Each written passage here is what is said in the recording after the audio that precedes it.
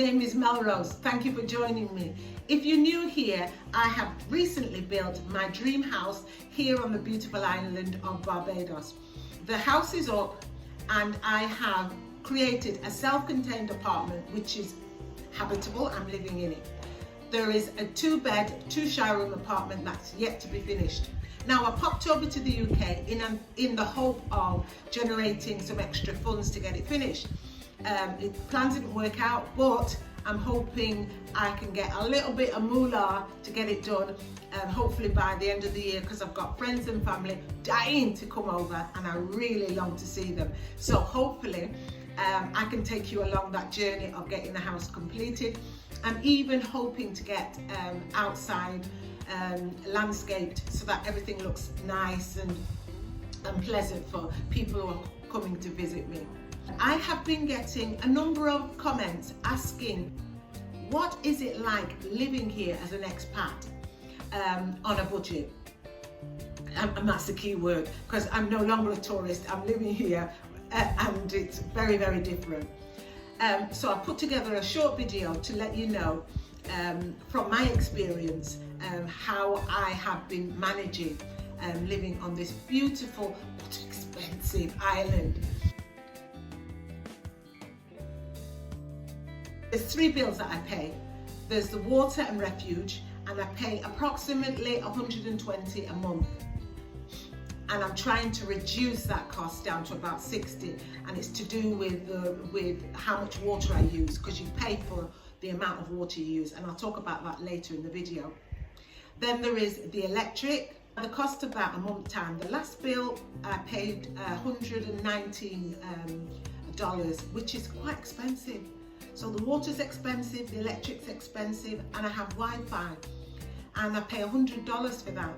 And that's all, it's Wi-Fi alone. I don't have telephone, I don't have movies and all the rest of it. So on the whole, the running cost for this house, I think is quite high. Be interesting to know what other people think, but I think that's quite expensive, especially when I compare it to the UK.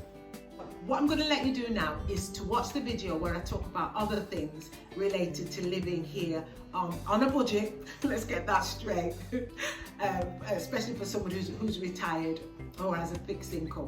So I want you to watch that video and then we'll talk. Most supermarkets have a wide range of produce, but you're paying significantly more for them.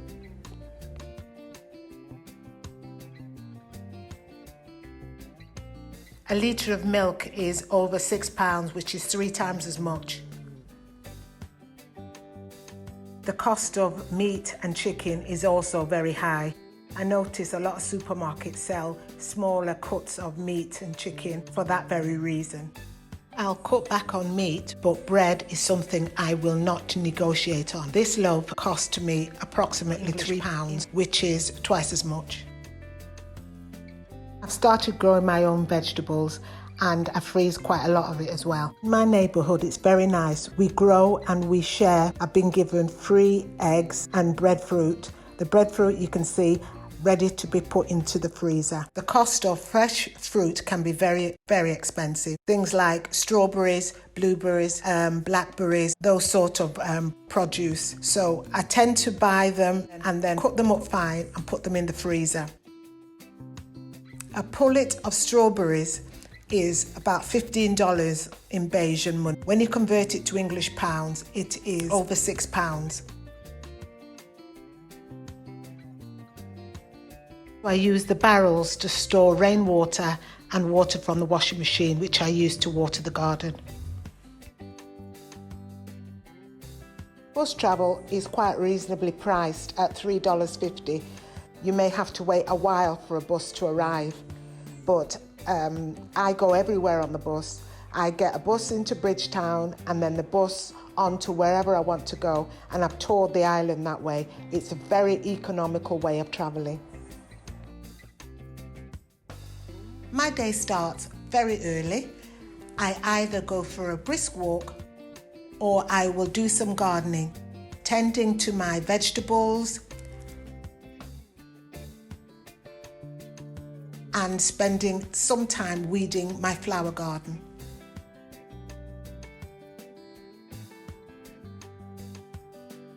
always somewhere to go and things to do. I'm even learning to ballroom dance. So, is Barbados the cheapest place to live? No, it's not. But it is a beautiful island with lovely, friendly people, lots of beaches, lots of things to do, and a very calm, peaceful lifestyle, especially if you're retired and you're looking for a slower pace of life. This island is a place worth looking into.